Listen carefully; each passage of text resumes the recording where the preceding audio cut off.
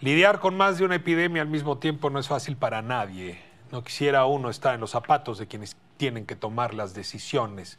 Y desde luego me refiero a los líderes del mundo, en concreto, por mi país, Andrés Manuel López Obrador. Tiene que lidiar con la crisis sanitaria, tiene que lidiar con la crisis económica, con una crisis, desde luego, de orden político que siempre se desata y no hay que negarlo, una crisis de psicología social que se produce por la ansiedad, demasiadas al mismo tiempo.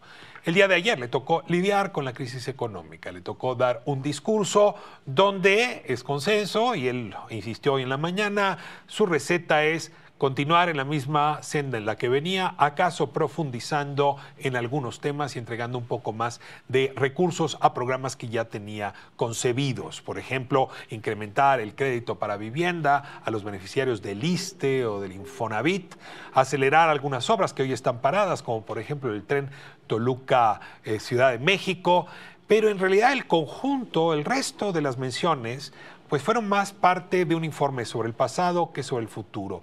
Y esto se explica porque el presidente lo ha dicho, él cree que los pasos que venía dando son los que tiene que seguir dando para salir adelante en esta crisis.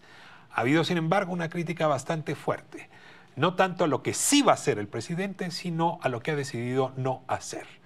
Sí va a apoyar a las personas con menos recursos, sí va a apoyar a los niños y niñas con discapacidad, sí lo hará a los jóvenes construyendo el futuro, desde luego a las madres solteras y su programa insignia, desde luego a los adultos mayores. Nadie podría criticarle el apoyo que llegará a los primeros 2 pisos de la construcción social, donde viven más o menos 24 millones de mexicanos. Pocos, si me permiten, y espero no sonar frívolo, la mecánica que utiliza el presidente o la estrategia que utiliza el presidente es la que se suele utilizar en un barco cuando encalla, ¿no? Mujeres y niños primero. En este caso sería las personas vulnerables primero. Sin embargo, hay que decir, hay otro sector de la población muy numeroso.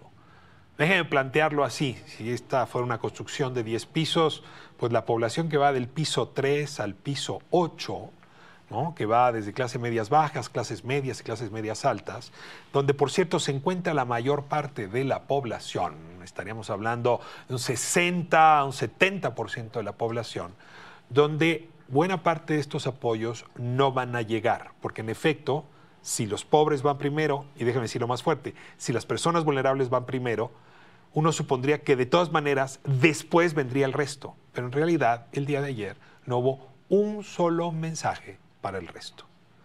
¿Cuál es la otra fórmula posible? Que es la que estamos escuchando en otras naciones y en otras economías.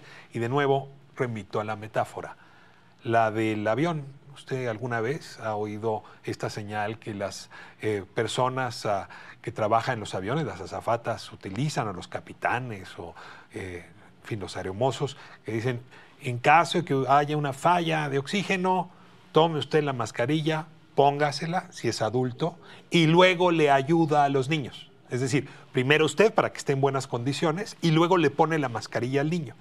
Bueno, esa es la otra política. Es decir, en una crisis económica, pongámosle oxígeno al aparato productivo que va a tener dificultades para pagar rentas, para pagar deudas, sobre todo para pagar salarios.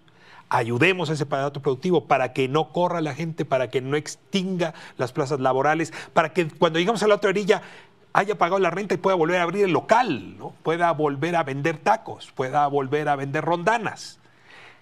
Esto que se ha hecho en casi todos los países, si uno mira la política estadounidense, la política china, o la política francesa, o la política japonesa, o la italiana, pues en efecto es ponerle oxígeno a la planta productiva en esta etapa tan complicada, porque si la planta productiva la salva, entonces será posible en efecto apoyar al conjunto de la población.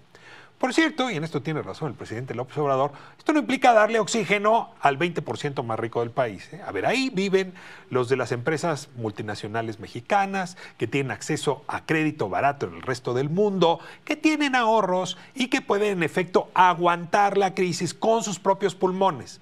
Además, tengo que decir que ese último nivel solamente le da empleo al 20%, que por cierto es el mejor pagado del país. Entonces, yo quiero suponer que allá arriba están los que tienen con qué resistir, pero en medio nos dejó el presidente chiflando en la loma.